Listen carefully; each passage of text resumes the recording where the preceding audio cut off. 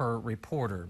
For 18 months, Special Counsel Robert Mueller and his team have been investigating Russian meddling in the election and possible ties to the Trump campaign. But this week, the president will likely submit his answers to questions from Mueller. It comes as the president escalates a war of words with a retired Navy SEAL. For more on this story, NBC's Blayne Alexander joins us live from Capitol Hill. Hey, Blayne.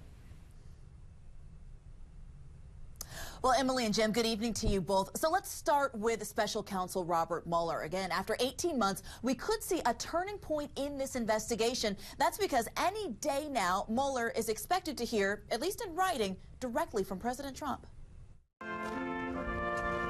A short holiday week for President Trump, but a full plate before Thanksgiving in what could be a crucial few days for Special Counsel Robert Mueller's Russia investigation, with President Trump saying he has finished answering Mueller's questions. We gave very complete answers to a lot of questions that I shouldn't have even been asked. His written answers will likely be submitted to Mueller before Thanksgiving, a source tells NBC News. President Trump stressing those answers came from him, not his team.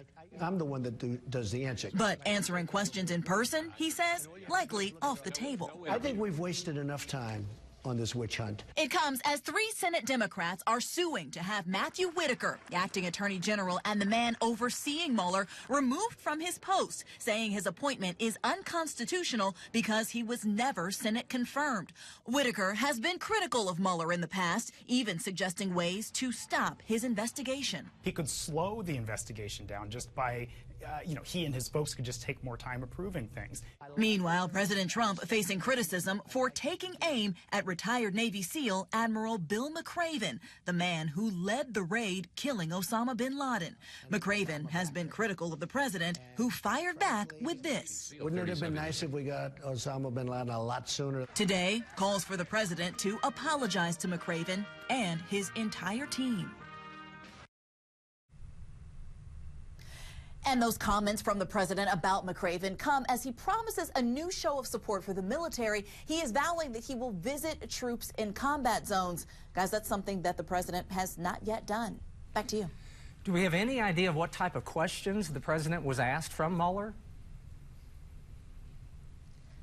So a very good question. Let's first talk about the questions that he's not going to be answering from Mueller, and that has to do with anything dealing with obstruction of justice. The president's legal team made it clear that he's not going to touch those questions, and that's really an important point because that would open the president up to possibly, line of questioning that has to do with his firing of former FBI Director James Comey and his comments and now firing of Attorney General Jeff Sessions. So his legal team says, look, he's going to answer questions about possible collusion with Russia, but when it comes to obstruction of justice, that's not something he's going to touch.